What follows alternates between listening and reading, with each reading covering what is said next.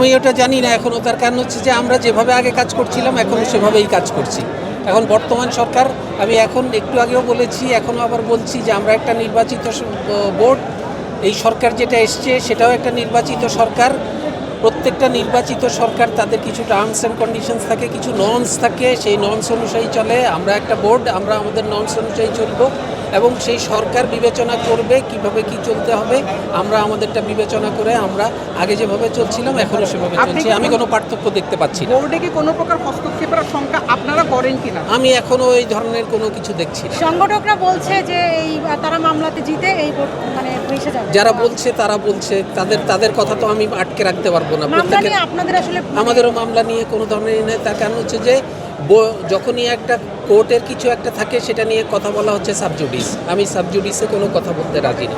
Nathan ভাই, আপনি বললেন যে নির্বাচিত সরকার এসছে, নির্বাচিত সরকারের যিনি এখন স্পোর্টস স্টেট মিনিস্টার, তিনি কিন্তু আগেও বলে এসছেন, এখনও বলছেন যে আসলে এই বোর্ডের বৈধতা নিয়ে আসলে একটা প্রশ্ন আছে। তো এই নীতি নির্ধারক পর্যায় থেকে যখন এরকম আসে তখন আমার মনে হয় উনি আগে বলেছেন, এখন মনে হয় একই কথা বলেননি। তার কারণ হচ্ছে মানে সরকারে থাকার আগে এবং সরকারে থাকার পরের কথার ভিন্নতা থাকে। উনি আগে যেভাবে বলেছেন হয়তো উনি এখন সেভাবে নিশ্চয়ই বলছেন না।